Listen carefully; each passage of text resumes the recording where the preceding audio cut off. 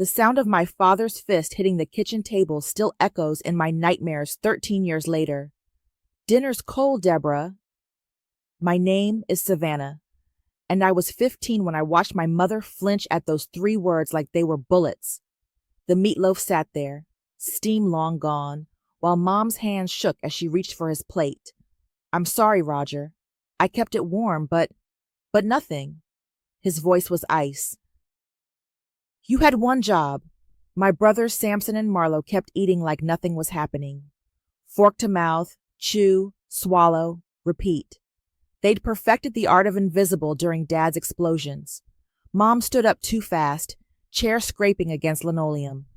I'll heat it up right now. That's when he grabbed her wrist. Sit down. The way he said it made my stomach drop. Mom's face went white, but she sat. Dad picked up a forkful of cold meatloaf, chewed it slowly, his eyes never leaving her face. Tastes like cardboard. He spit it back onto the plate. I watched my mother shrink into herself, shoulders curving inward like she was trying to disappear. 28 years old now, and I can still see every detail of that moment. The way the kitchen light cast shadows under her eyes. How her wedding ring caught the fluorescent glare as she twisted it around her finger. I'm sorry, she whispered. Sorry doesn't fix dinner, does it? That's when his hand moved. Not a slap exactly, more like a sharp tap against her cheek. But the sound it made, skin against skin, filled the entire kitchen. Samson didn't even look up from his plate. I dropped my fork. The clatter made everyone turn toward me, but I only had eyes for Mom. She was staring at her lap, a red mark blooming across her cheek. Something to say, Savannah? Dad's voice carried a warning. I was 15, skinny, powerless.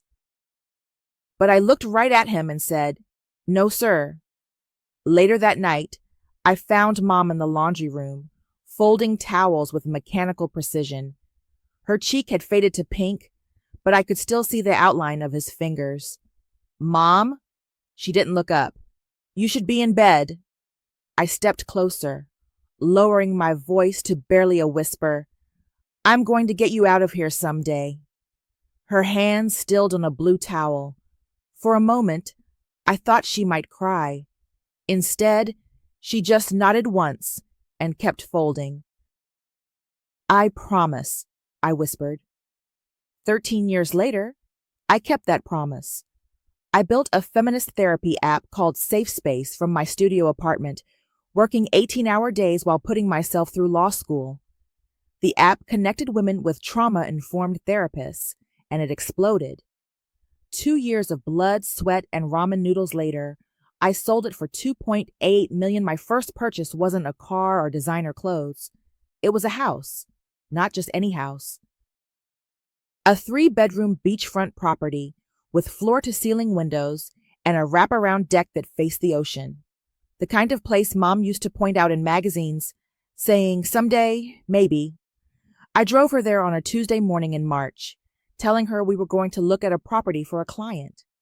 She wore her best dress, the navy one with tiny flowers that she saved for church and special occasions. Whose house is this? She asked as we pulled into the circular driveway. Yours. The word hung in the air between us. Mom's hand flew to her mouth. Savannah, what do you mean? I pulled the deed from my purse, her name printed in bold letters across the top. I mean, it's yours, Mom. Free and clear. No mortgage, no strings attached. She started crying before we even got out of the car. We spent 2 hours walking through every room, Mom touching everything like she was afraid it might disappear. The kitchen had marble countertops and a gas range that actually worked. The master bedroom had a walk-in closet bigger than her current bedroom. I can't accept this, she kept saying, but her eyes were bright with something I hadn't seen in years. Hope. You already have, I told her. The papers are signed. We were sitting on the deck, watching waves crash against the rocks below, when I heard a car door slam. Mom and I both turned toward the sound. Samson was walking up the front steps like he owned the place. Well, he called out. that familiar smirk spreading across his face. Look what little sister bought. He toured the house without invitation, running his hands along the walls, opening cabinets, testing the faucets. Mom followed behind him, apologizing for things that didn't need apologies. Nice place, he said finally. Real nice. Something in his tone made my skin crawl. As he was leaving, I heard him on his phone in the driveway. His voice carried on the ocean breeze, and what I heard made my blood freeze. We'll get our piece one way or another. 3 weeks later, Marlo showed up at my office unannounced. We need to talk, he said, shifting his weight from foot to foot like he used to do as a kid when he'd broken something. My paralegal Quinn looked up from her desk, eyebrow raised. Should I call security? It's fine, I told her, though every instinct screamed otherwise. What's going on, Marlo? Dad wants to see you. The words hit like a physical blow. Excuse me? He's changed, Savannah. Found God. He wants to make amends with the family. I laughed, but there was no humor in it. Make amends? Is that what we're calling it? He's been clean for 2 years. Goes to church every Sunday. He wants to have a family barbecue this weekend. Bring everyone together. And Mom agreed to this? Marlo's silence was answer enough. She doesn't know yet, does she? Samson thought it would be better coming from you. Of course he did. Let me be the messenger so when Mom fell apart, I'd be the one holding the pieces. Tell Dad thanks, but no thanks. Savannah, please. He's different now. We could be a real family again. We were never a real family, Marlo. We were a dictatorship with matching DNA. But something in his voice made me pause. Marlo had always been the middle child, caught between Samson's aggression and my rebellion. Maybe he genuinely believed Dad had changed. One barbecue, he said. If it goes badly, we never have to do it again. Against every fiber of my being, I agreed. Saturday arrived gray and drizzly, perfect weather for a family reunion from hell. Mom had been quiet all week since I told her about Dad's invitation. She kept cleaning things that were already clean, a nervous habit from the old days. You don't have to go, I told her as we pulled into Samson's driveway. Yes, I do, she said quietly. If he's really changed. She didn't finish the sentence, but I heard the hope in her voice, the same hope that had kept her married to him for 23 years. Samson's backyard was decorated like a magazine spread. String lights, perfectly arranged patio furniture, a grill that probably cost more than most people's cars. He greeted us at the gate wearing khakis and a polo shirt, looking like a suburban dad from a commercial. There's my successful sister, he said, pulling me into a hug that felt more like a wrestling hold. And beautiful Mom. Mom smiled, but it didn't reach her eyes. That's when I saw him. Dad stood by the grill, wearing a button-down shirt and slacks instead of his usual stained t-shirt. His hair was combed, his face clean-shaven. He looked almost normal. Deborah, he said, walking toward us with open arms, you look wonderful. Mom froze. I stepped slightly in front of her. Roger, she managed. I know this is awkward, he said, his voice softer than I remembered, but I wanted to thank you, both of you, for giving me this chance. He turned to me. Savannah, I'm proud of what you've accomplished. That app of yours, helping women, it's good work. The words sounded right, but something felt off, like he was reading from a script. Thanks, I said carefully. The barbecue proceeded with forced normalcy. Dad asked about my business, complimented Mom's dress, even helped Marlo's wife with the kids. Every few minutes, I caught him and Samson exchanging glances. Then, as we were finishing dessert, Samson stood up. I want to make a toast, he said, raising his beer, to family, to second chances, and to Mom's beautiful new house. Everyone raised their glasses except me. It really is gorgeous, Mom, Samson continued. We drove by last week. That view must be worth a fortune. It's perfect, Mom said quietly. The thing is, Samson said, his tone shifting slightly, we've been talking as a family, and we think it's time to make some changes. My stomach dropped. What kind of changes? I asked. Dad cleared his throat. Well, Savannah, that house represents a lot of money. Family money, in a way. How do you figure that? You wouldn't have been able to build your business without the foundation we gave you, Samson said. The values, the work ethic, the determination. I stared at him. Are you serious right now? We think, Dad continued smoothly, that the house should be in the family name. All of our names. It's about legacy, sweetheart. The word sweetheart in his voice made my skin crawl. We've already talked to a lawyer, Samson added. It's just paperwork. A simple transfer to make it officially a family property. Mom's face had gone pale. But Savannah bought it for me. And that was generous, Dad said. But families share, Deborah. That's what we do. I reached into my purse and pulled out a manila folder I'd been carrying for weeks, just in case. The tab read, Burns Trust in neat block letters. Funny you should mention lawyers, I said, sliding the folder across the table to Mom. I've been talking to some too. Samson's smile faltered. What's that? Open it, Mom. Her hands shook as she lifted the cover. Inside were legal documents, official seals, and a letter with the county courthouse letterhead. What does it say? Dad asked, his voice tight. Mom looked up at Samson, then at Dad, then at me. For the first time in years, she smiled with genuine satisfaction.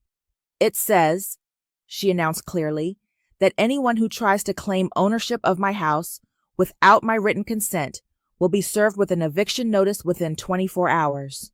Samson's face went red. You can't be serious. Dead serious, I said. Mom owns that house. Period. Dad's mask finally slipped. You ungrateful little... Careful, Dad, I interrupted. I'm recording this conversation. The silence that followed was deafening. Then Samson exploded. You're a narcissist, Savannah. Mom owes us that house. Mom took a sip of her wine, set down the glass, and opened the folder wider. Actually, she said quietly, I don't owe you anything. Mom's hands weren't shaking anymore as she pulled out the first document from the folder. This is an eviction notice, she said, her voice steady for the first time all evening. Effective immediately, Roger and Samson are prohibited from entering the property at 1247 Ocean View Drive. Samson's jaw dropped. You can't evict us from a house we don't even live in. Actually, I can, Mom continued, reading from the paper. Any attempt to claim residency, ownership, or legal interest in the property will result in immediate legal action. She looked up at Dad, who had gone completely still. That includes you, Roger. Deborah, honey, let's talk about this reasonably. Don't. The word came out sharp. Don't call me honey. Don't call me anything. I'd never heard my mother use that tone before. Neither had Dad, apparently, because he actually stepped backward. This is insane, Samson said, grabbing for the papers. Let me see that. Mom pulled the folder against her chest. No. Mom, come on. We're family. Family doesn't threaten to steal each other's homes, she replied. Dad's composure was cracking. The soft-spoken, reformed man from earlier was disappearing, replaced by the Roger I remembered from childhood. You're making a mistake, Deborah. Both of you. The only mistake I made, Mom said, standing up from the picnic table, was staying married to you for 23 years. That did it. Dad's face went purple. You think you can just waltz in here with your lawyer daughter and disrespect me? In front of my sons? Your sons? I stood up too. Last I checked, Marlo and I shared the same parents. You stopped being my daughter the day you ran away. I didn't run away, Dad. I escaped. He took a step toward me, and for a second, I was 15 again, watching him grab Mom's wrist. But I wasn't 15 anymore. Go ahead, I said quietly. Put your hands on me. I dare you. My phone was already in my hand, recording. Dad noticed and stopped mid-stride. You're recording this? Every word, every gesture, every threat. I didn't threaten anyone. You just told Mom she was making a mistake for not giving you her house. You stepped toward me in an aggressive manner. You called me disrespectful for protecting my mother's legal rights. Samson was pacing now, running his hands through his hair. This is ridiculous. We're not trying to steal anything. We just want what's fair. What's fair, I said, is that the person whose name is on the deed gets to keep the house. But your name isn't on the deed, Dad said with a smug smile. Is it? He thought he'd caught me in something. Poor guy had no idea how thoroughly I'd prepared for this moment. You're right, I said. My name isn't on the deed. Mom's is. And according to the trust document she's holding, the house can never be transferred, sold, or claimed by anyone without her explicit written consent. Even if something happens to her, it goes to a charitable foundation. Dad's smile vanished. What do you mean, even if something happens to her? I mean, your name isn't on anything, Dad. Not the house, not the trust, not even Mom's emergency contacts anymore. The silence stretched for what felt like hours. Marlowe's wife was corralling the kids inside, clearly sensing the tension. Marlowe himself looked like he wanted to disappear into the ground. You can't do this, Samson said finally. It's already done. We'll fight it in court. With what money? I asked. Do you have $50,000 for legal fees? Because that's what it'll cost to challenge a properly executed trust. Samson's face went white. Apparently, he didn't have $50,000. Dad, meanwhile, was building toward an explosion. I could see it in the way his hands were clenching and unclenching, the way his breathing was getting shallow. You think you're so smart, he said, his voice getting louder. You think your fancy law degree makes you better than us? I think my fancy law degree makes me better prepared than you. You're nothing, he shouted. You hear me? Nothing. You wouldn't even exist without me. Roger, stop, Mom said, but he was past hearing her. I gave you life. I put a roof over your head. I fed you, clothed you, and this is how you repay me? You want to talk about repayment? I asked, my voice deadly calm. Let's talk about the hospital bills from when you broke Mom's wrist. Let's talk about the therapy sessions she needed after you convinced her she was worthless. Let's talk about the years of my life I spent afraid to come home from school because I didn't know what mood you'd be in. I never broke her wrist. Saint. Mary's Hospital, March 15th, 2010. I have the records. His mouth opened and closed like a fish. You want to know what's really funny, Dad? You think you have some claim to that house because you're the man of the family. But legally speaking, you don't exist in Mom's life anymore. I made sure of that. What do you mean? Mom reached into the folder one more time and pulled out a document with official seals and ribbons. Divorce papers, she said quietly. Filed yesterday. Served today. She handed him the document with steady hands. You have 30 days to respond. Dad stared at the papers like they were written in a foreign language. Deborah, you can't be serious. I've never been more serious about anything in my life. For the first time since I'd known him, my father had absolutely nothing to say. Monday morning, I spread everything across the conference table in my office like evidence in a murder trial.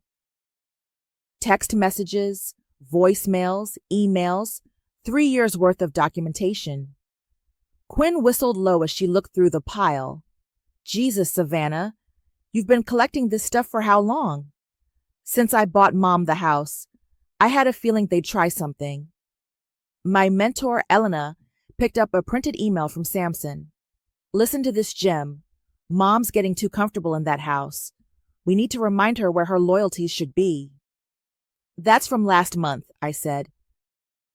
Right after she started going to therapy, Elena flipped through more messages. Here's your dad. Savannah thinks she can buy her way out of family obligations. We'll see about that.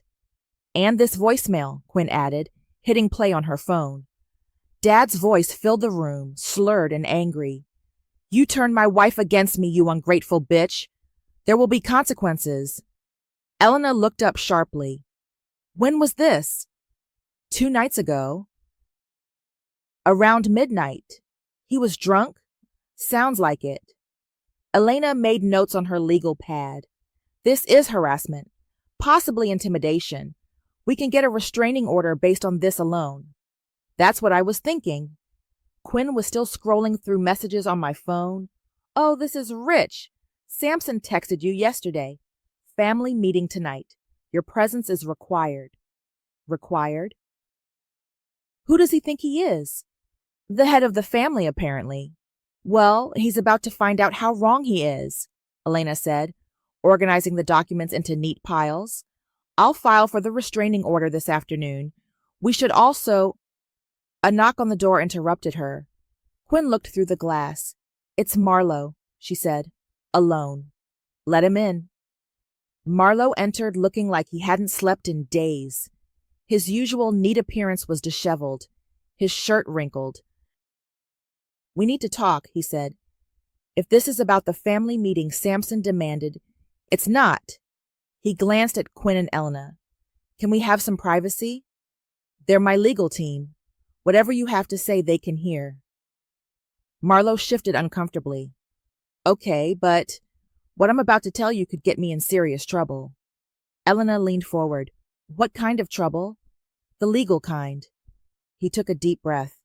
Samson's been using Dad's name to take out business loans, forging his signature. The room went dead silent. How do you know this? I asked. Because he asked me to notarize some documents last year. I didn't think much of it at the time, but when I looked closer, he pulled a folded paper from his jacket. This is a copy of a loan application for his construction company, $200,000. Elena took the document, studying it carefully. This signature doesn't match the one on your parents' marriage certificate. That's because Samson signed it, Marlowe said. I watched him practice Dad's signature for an hour before he filled out the paperwork. Quinn was already pulling up information on her laptop.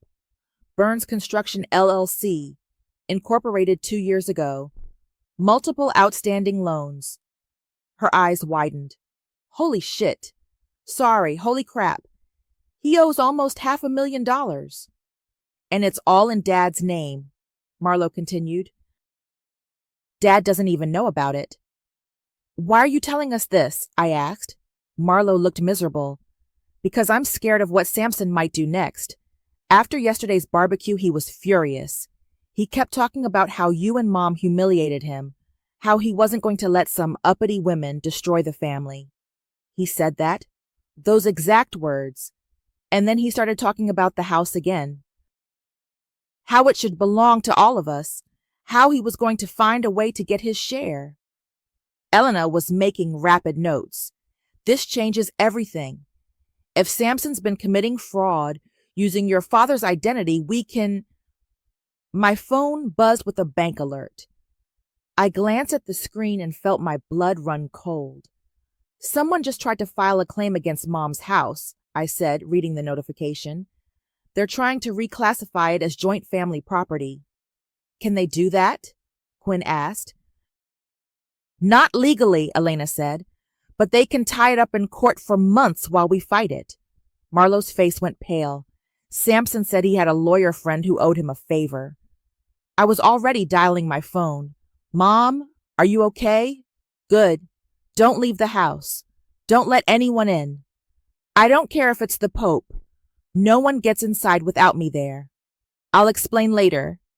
I hung up and turned to Elena. How fast can we move on this? If we file an emergency motion today, we can freeze any attempts to alter the property status. But Savannah, if they're willing to commit fraud over this house, They might try something more direct, I finished. Marlowe nodded grimly. Samson's been talking to some of his construction guys. Rough types. He mentioned something about handling the situation personally if the legal route didn't work. Are you saying he's threatening violence? I'm saying my brother isn't thinking clearly right now. He sees that house as his ticket out of debt, and he's not going to let anything stop him from getting it. Quinn was already packing up her laptop. I'm calling the police. Wait, Elena said. We need to be strategic about this. If we move too fast, we might spook them into doing something stupid. And if we move too slow, they might hurt Mom. Another alert popped up on my phone.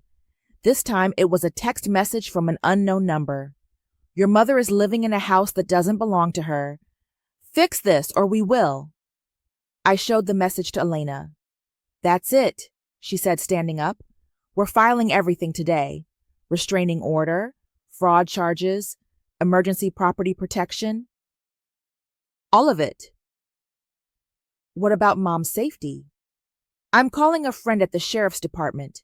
They can do extra patrols around the house while we get the legal protections in place. Marlowe was staring at his hands. I should have said something sooner. You're saying something now, I told him. That's what matters. Samson's going to know it came from me. Then maybe it's time you stopped being afraid of your big brother.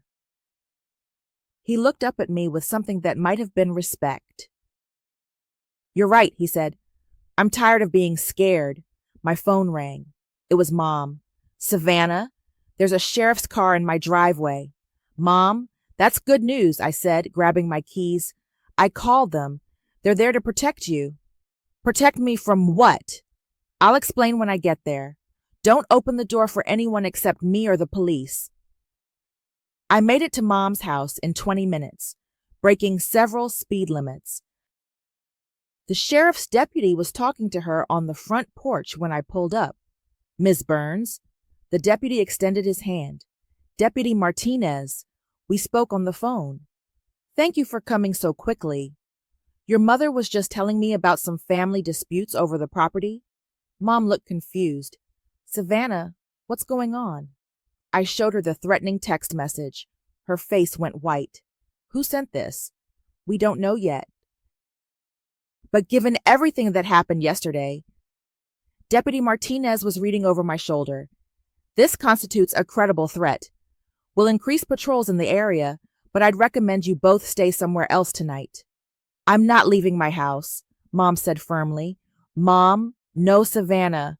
I spent 23 years being afraid in my own home. I won't do it again. Deputy Martinez nodded approvingly. We can post someone here overnight if needed. But ma'am, if you see anything suspicious, call 911 immediately. After he left, Mom and I sat on her deck watching the waves. She was quiet for a long time.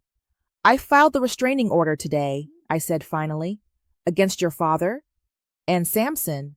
They can't come within 500 feet of you or this house. She sipped her tea, processing this. What happens now? Now we wait and see if they're smart enough to back off. They weren't. The next morning, Elena called with news. The emergency motion worked. The property is frozen from any ownership changes. But Savannah, there's something else. What?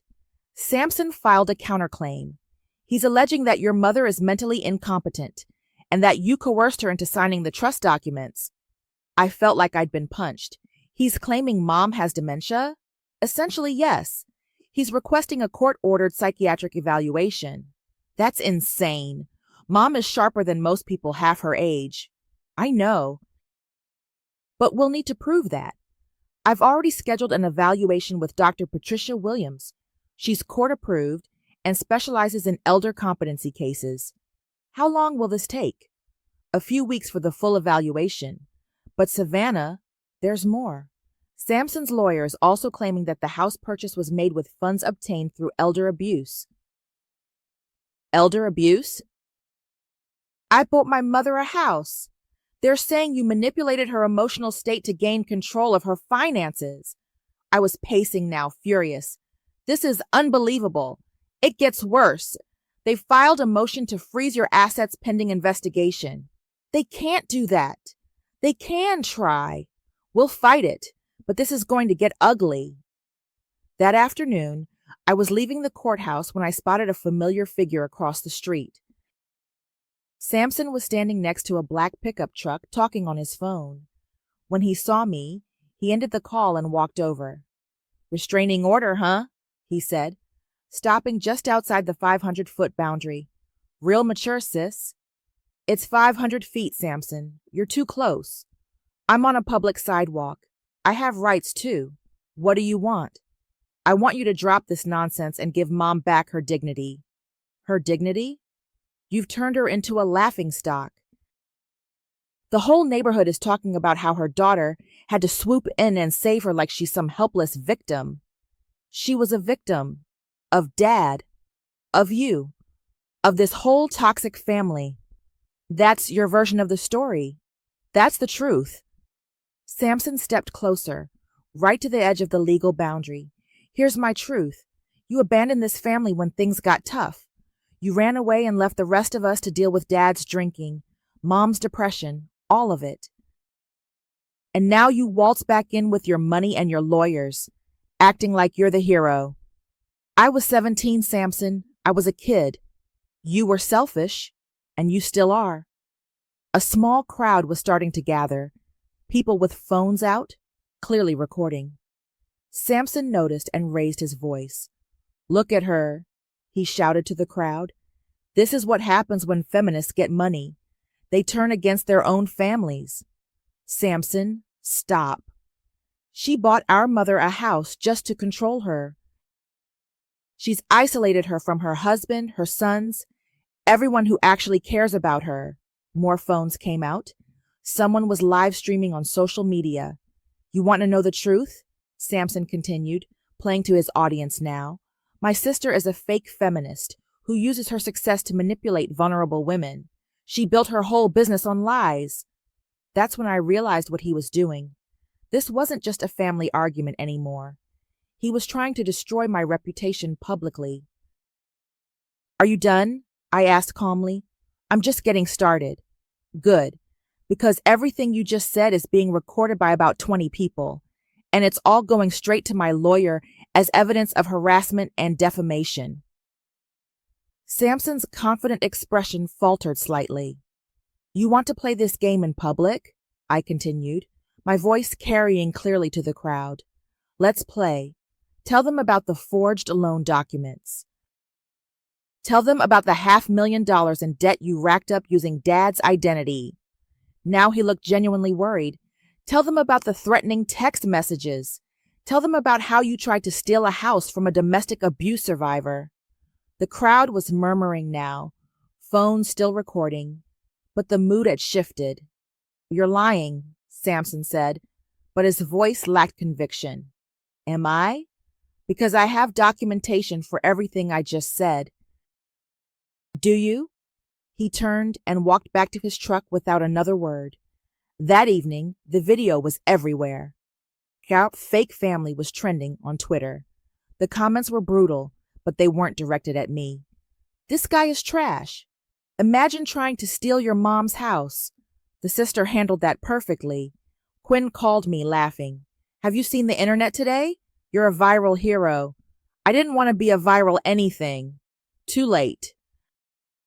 Someone found Samson's business license and posted all his outstanding debts online. His company is getting review bombed.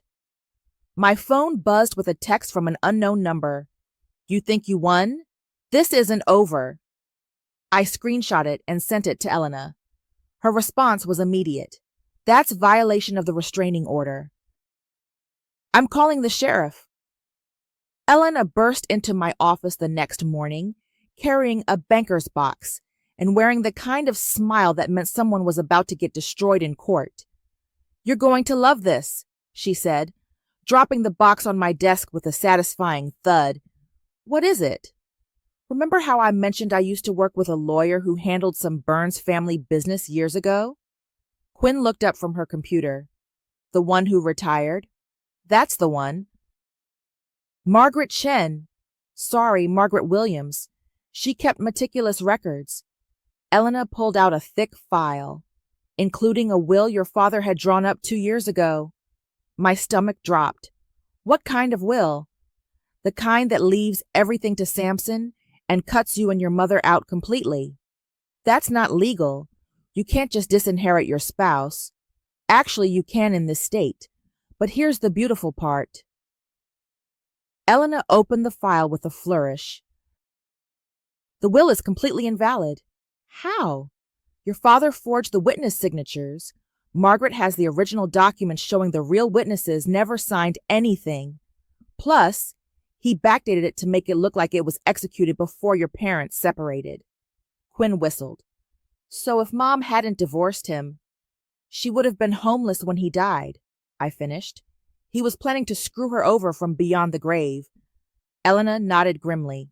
Gets worse. According to these documents, he was also planning to contest the house purchase, claiming your mother was mentally incompetent when she accepted it. The same argument Samson is using now.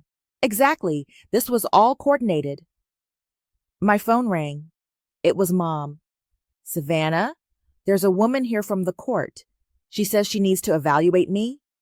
That's Dr. Williams. I'll be right there. Wait, Elena said. Before you go, there's more. Margaret also found financial records for Samson's business. The fraud goes deeper than we thought. She pulled out bank statements and loan documents.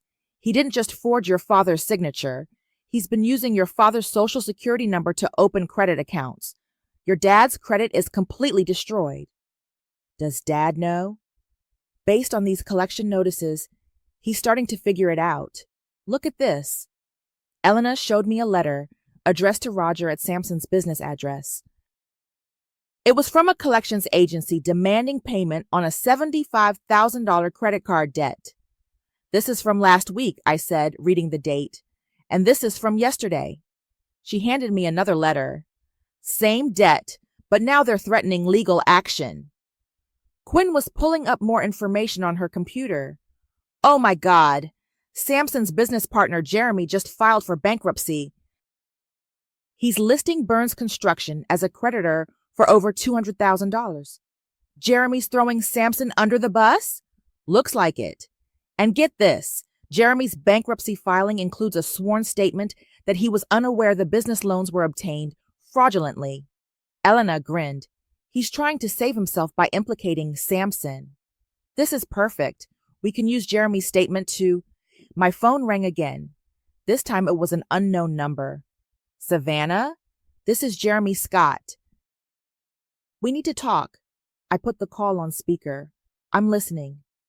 I just found out what Samson's been doing with those loans. I had no idea he was using your father's information. So you're saying you're innocent? I'm saying I was lied to, and now my business is ruined because of it. Elena leaned toward the phone. This is Elena Sullivan, Ms. Burns' attorney. Are you willing to testify about Mr. Samson's fraudulent activities? If it keeps me out of prison, yes. We'll need a sworn statement. You'll have it today. But there's something else you need to know. Samson's planning something big. He's been talking to some guys about taking care of the problem permanently. My blood went cold. What kind of guys?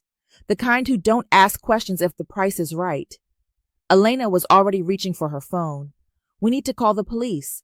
Wait, Jeremy continued. There's more. Samson showed me a copy of your father's will. He thinks when your dad dies, he'll inherit everything and can force your mother out of the house. The will's invalid, I said. Samson doesn't know that. He's been counting on that money to pay off his debts. When he finds out it's not coming, he'll get desperate, Elena finished. After Jeremy hung up, we sat in silence for a moment. We need to move fast, Elena said finally.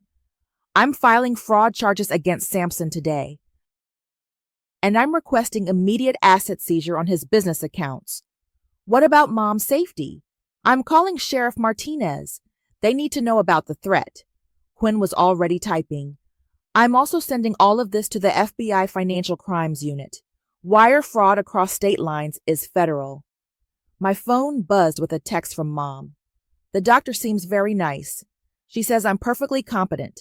Also, there's a sheriff's car outside again. I was typing back when Elena's phone rang. Elena Sullivan. What? When? We'll be right there.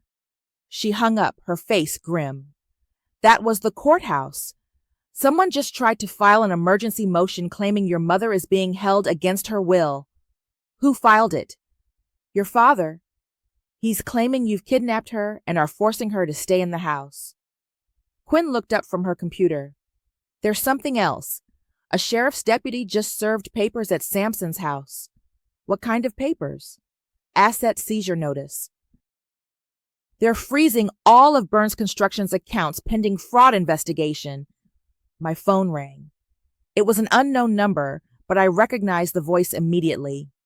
You've made a very big mistake, Sampson said, his voice shaking with rage. Have I? You think you can destroy my life and get away with it? I think you destroyed your own life when you decided to commit fraud. This isn't over, Savannah. Not even close. The line went dead. Elena was already dialing. Sheriff Martinez? We have a problem. The courtroom was packed. Word had gotten out about the viral family feud, and reporters filled the back rows. Mom sat beside me in her best navy dress, the same one she'd worn to see the house for the first time. Judge Patricia Hernandez called the session to order. We're here today regarding multiple motions in the matter of Burns family trust dispute and related fraud allegations. Sampson's lawyer, a tired-looking man in an ill-fitting suit, stood first. Your Honor, my client maintains that the trust was created under duress and that Mrs. Deborah Burns lacks the mental capacity to— Objection, Elena interrupted smoothly. Mrs. Burns underwent a court-ordered psychiatric evaluation just 3 days ago. Dr. Williams found her to be fully competent. Judge Hernandez nodded. I have Dr. Williams' report. Mrs. Burns shows no signs of cognitive impairment or mental incompetence. Motion dismissed. Sampson's face went red. He whispered something harsh to his lawyer. Furthermore, Elena continued, we have evidence that Mr. Sampson Burns has been systematically defrauding financial institutions using his father's identity. She approached the bench with a stack of documents, bank records, loan applications, and witness testimony showing a pattern of forgery and identity theft spanning 2 years. The judge reviewed the papers while Sampson's lawyer shuffled through his notes frantically. Your Honor, the lawyer said, these allegations are documented extensively, Elena cut him off. We also have a sworn statement from Mr. Jeremy Scott, Mr. Sampson's business partner, detailing his knowledge of these fraudulent activities. Judge Hernandez looked up sharply. Mr. Scott is cooperating with this investigation? Yes, Your Honor. In exchange for immunity, he's provided detailed records of how the fraudulent loans were obtained and used. I glanced back at Sampson. He was staring at his hands, jaw clenched so tight I thought his teeth might crack. Additionally, Elena said, we have evidence that Mr. Roger Burns created a fraudulent will intended to disinherit his wife using forged witness signatures. She presented more documents. The original attorney's files show the witnesses never signed the document. Mr. Burns also backdated the will to circumvent divorce proceedings. This is ridiculous, Dad shouted from the gallery. I have every right to— Mr. Burns, Judge Hernandez said sharply, you will remain silent or be removed from my courtroom. Elena wasn't finished. Your Honor, we also have recorded evidence of threats made against Mrs. Deborah Burns and her daughter.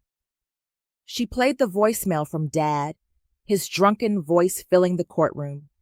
You turned my wife against me, you ungrateful bitch. There will be consequences. The judge's expression darkened. Mr. Burns approached the bench. Dad shuffled forward, looking smaller than I'd ever seen him. Sir, you are in violation of an active restraining order. Bailiff, please place Mr. Burns under arrest. Wait, Dad protested as handcuffs clicked around his wrists. This is my family. I have rights.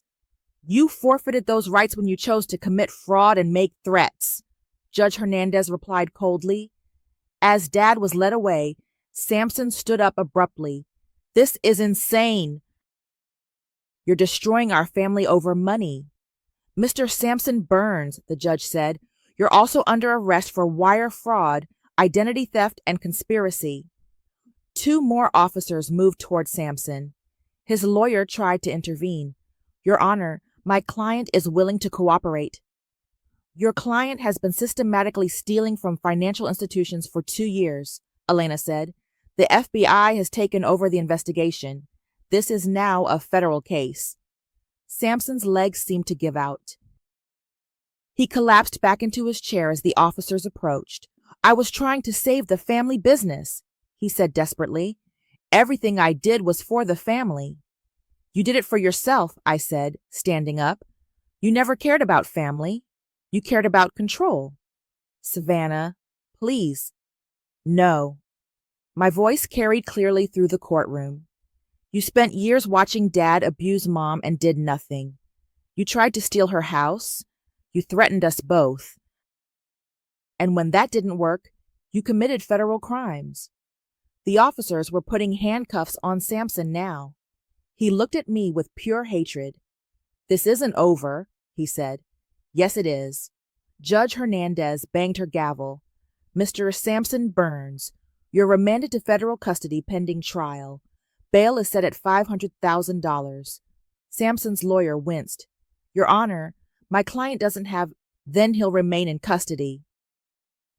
As Sampson was led away, he turned back one more time. Mom, please, don't let her do this to me. Mom stood up slowly.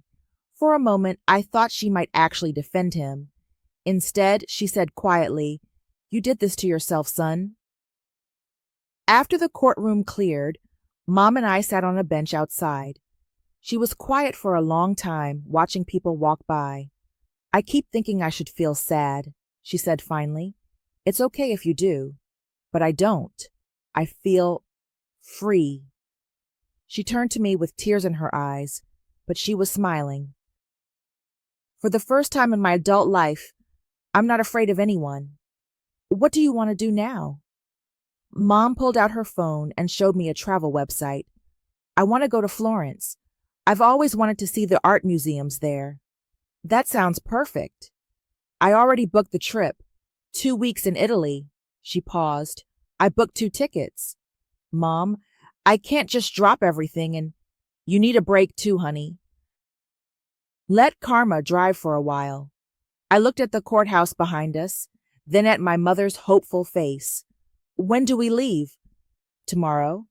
I laughed despite everything. Tomorrow? I've waited 53 years to live my own life, Savannah. I'm not waiting another day. The letter arrived at my office on a Tuesday morning, 3 weeks after we returned from Florence. Quinn dropped it on my desk with a disgusted expression. It's from Sampson, she said. Hart prison mail. I stared at the envelope for a long moment before opening it. The handwriting was shaky, desperate. Savannah, it began, I hope you're satisfied.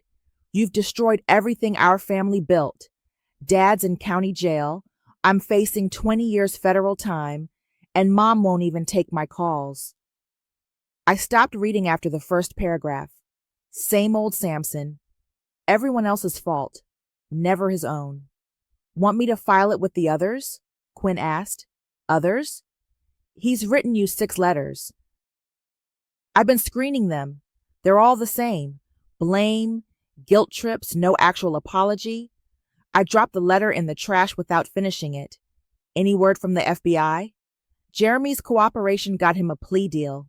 2 years probation. Sampson's lawyer is trying to negotiate, but with the federal charges... Quinn shrugged. He's looking at serious time. My phone buzzed with a news alert. Burns Construction assets seized in federal fraud case. The article included a photo of Sampson's office building with FBI tape across the doors. The schadenfreude is real, Quinn said, reading over my shoulder. I don't feel good about it, I said. And I meant it. I just wanted Mom to be safe. You wanted justice. There's a difference. Elena knocked on the doorframe. Got a minute? There's been a development.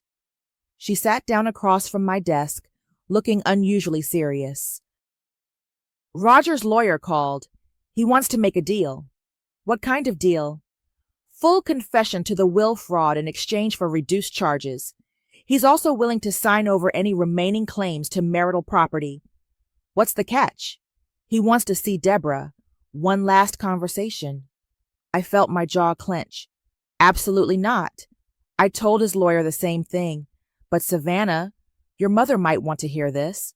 Hear what? More manipulation? More lies? Maybe.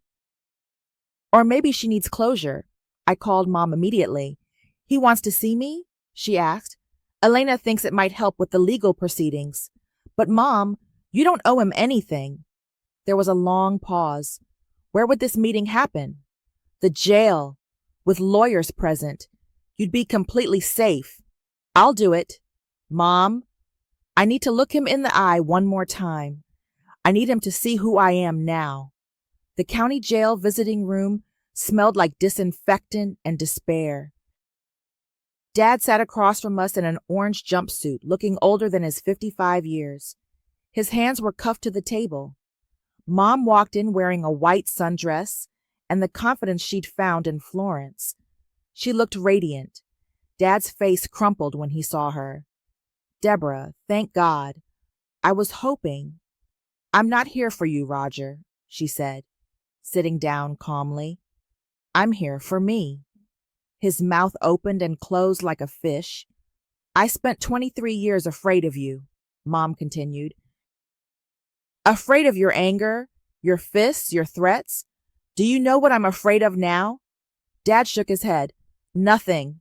I'm afraid of absolutely nothing. Deborah, please. I know I made mistakes. Mistakes? Her voice stayed level, but there was steel underneath. You hit me. You terrorized our children. You tried to steal my house. You forged legal documents to leave me homeless. I was trying to protect the family assets. You were trying to control me even after death. Dad looked at his lawyer desperately. Can't you make her understand? Understand what?